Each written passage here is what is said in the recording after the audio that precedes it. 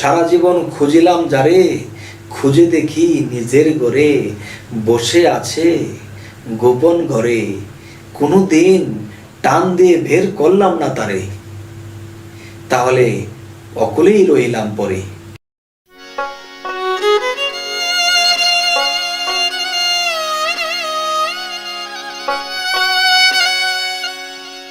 হে জগতবাসী, আজ আমি শামীম আলী চিশতি আপনাদের সামনে একটি আলোচনা নিয়ে আসলাম। সেই আলোচনাগুলো হবে এরকম যে এই পৃথিবীতে আমরা এসেছি, আমরা কোনো একদিন এই পৃথিবী ছেড়ে চলে যেতে হবে।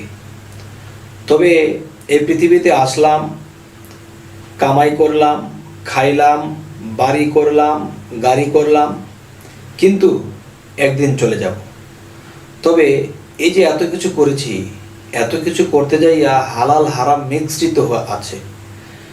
এখন দেখা যায় এই হালাল হারাম মিশ্রিত করে আমি যে সম্পদ কামাই করে রেখে গেলাম এবং যাদেরকে আমি দিয়ে গেলাম, ছেলে নাতি পতি, এরা কিন্তু আমাকে 2-1 মাস মনে রাখবে।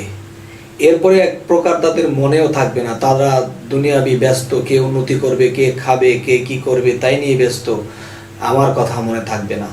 তাহলে যারা আমাকে মনেও রাখবে না তাদের জন্য কত কিছু করে গেলাম। কিন্তু যেই হাসরের দিন যেখানে গেলে আমি আমার মতো ব্যক্তি আমি আটকা পড়ে যাব, আমি সেখানের জন্য কি নিয়েছি, সেখানের জন্য আমি কি করতে পেরেছি, সেই জন্য তো আমি কিছুই করতে পারলাম না।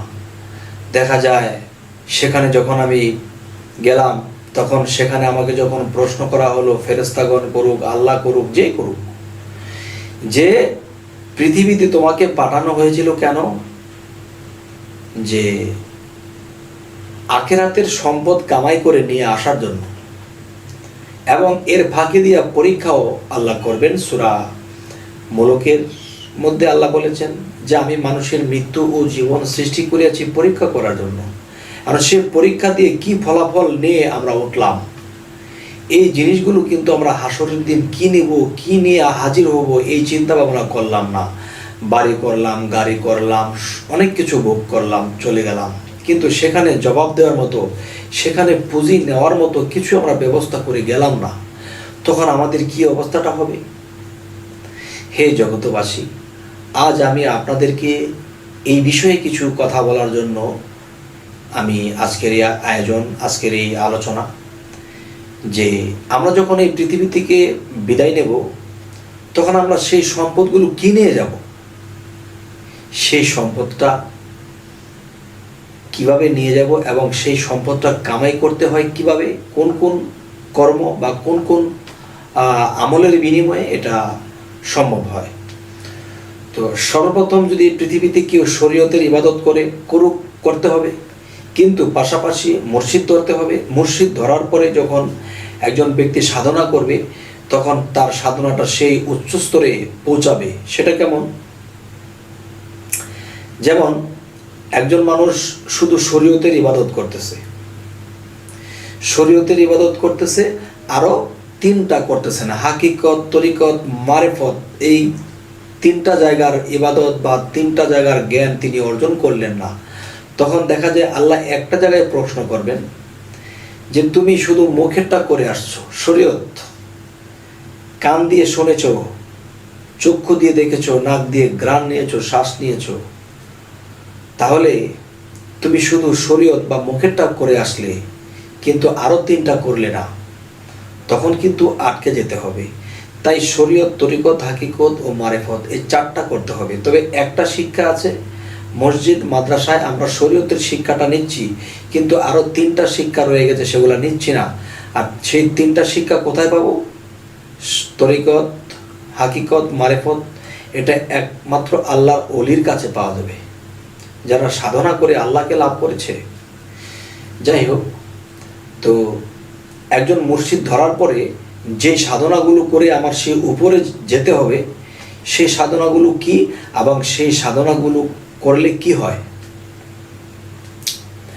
যে এই প্রেমের মানুষ বলে তারে এই পিঞ্জর হতে ছেড়ে গিয়া ঘুরে আবার আসতে পারে, দমের কোঠায় চাবি দিয়া হাস্তিকে নেস্তি করিয়া ফানা ফিল্লার হালে গিয়া শ্রীকলা নগরে, এ পরম বন্ধুর হবে দেখা বর্জক শহরে, এই মরা হইয়া ধরছে যেজন লাগ পাইয়াছে অধরারে, এবার সুলতান নাসিরা মোকামে জলি এবং খফি দুয়ের শোনে গেলে দেখতে পাবে ধ্যানে মুর্শিদকে নজরে, আপনাকে হারাইলে পাওয়া যায় মাসুকেরে, এবার মুর্শিদ রূপ মিশিলে পরে তারে দেখিতে পারে, আরশিতে ছবির মতো নিরঞ্জন কয় তারে।